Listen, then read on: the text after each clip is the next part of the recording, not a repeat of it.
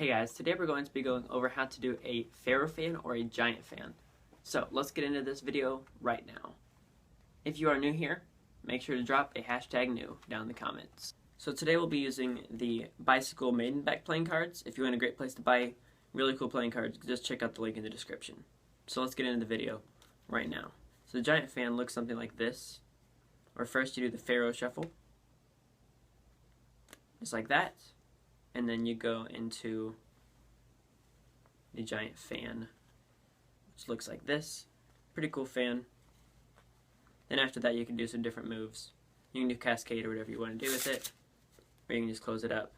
So, if you don't know how to do the Faro shuffle, you can just check out that card right up there. There's also going to be a link in the description, so you guys can know how to do a Faro shuffle, because you definitely have to know how to do that for this. Something else that would also be helpful is if you know how to do the thumb fan or the index finger fan. Whichever way you want to do it, doesn't really matter at this point. But both ways, if you know how to do this, that would be very helpful and beneficial to you. So I'll also leave that there and down in the comments and down the description, not the comments, because that's not how things work. So what you're going to do is you're going to go ahead and pick it up, half the packet, as if you're going to do a swing cut or a kit cut. So you're going to pick up about half the packet, just like this, and have this in your right hand. So now your grips are going to be like this, where your left hand is going to have your pinky on the bottom, thumb on the one long side, and your other three fingers across there. And your right hand will have your thumb on the one side, index, and your other three fingers on the long end. What you're going to do is you're going to take these cards like this, and you're going to make sure that they have to be completely flat. Then you're going to take your top card, your top hand, and you're going to just slant it over just a little bit. And you're going to move it back and forth. You'll see the cards start to go in like that. So I'll show you again. You're here, come over, and start to go back and forth. And that's how I learned how to do it originally. Now I do it a little bit different, just because I'm a little bit faster at it. Or I can just basically go like this, and they all go straight in. Now I can basically do it all in one rocking motion instead of doing it in many. So I'm here, and they'll all go in like this. Now one thing you will want to watch out for when you're doing this flourish is you'll want to make sure the top packet that you take is smaller than the bottom packet. Because what happens is if you take a bigger packet on top and you do it here, you're going to have cards on the outsides being on the top. And you need the outside cards to be on the bottom. And I'll show you why that is in a second. So let's go ahead and get that. Now you have both of the outside cards, bottom here and bottom here. And once you're in this, you're going to hold it in your left hand in an ultimate mechanics grip. So it's basically mechanics except for your index finger is going to be on the back.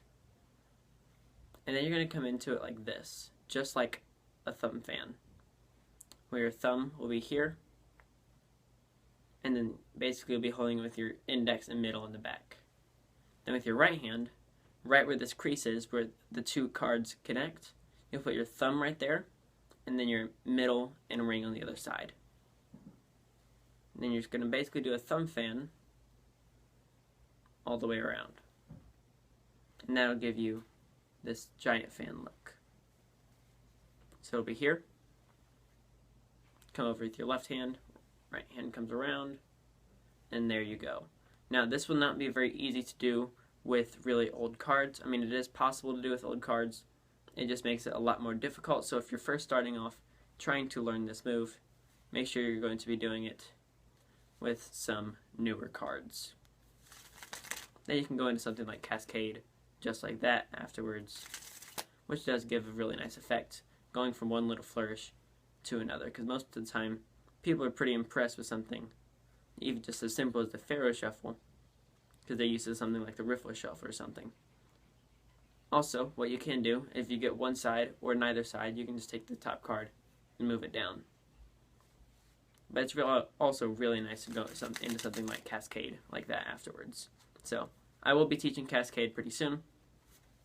Also, you also probably want to know how to catch it. So once you're here, like this, and how to close it up. So, closing it up is really pretty simple. You can either do it where you close it up like you close up a one-hand fan. So you can do it where you do it the one-handed version. So once you do this here, you can either just take it right here and close it all up with your right hand. So it's here. Giant fan. Technically it's called the Faro Fan. Shocker there. So you can just close it up by taking your ring finger and making it your pivot point, and then taking your middle finger and pushing it in a circle, which will look like that. So you can either close it up right there, or you close it up just coming around with your right hand and just closing up the whole thing. Then once you're in this position, you can either go into Cascade, which I'll be coming out with later, or you can just put your thumb right here on the bottom, middle, and ring right here on the top. Bend it up, and that's basically a one-hand bridge, like when you're doing the riffle shuffle.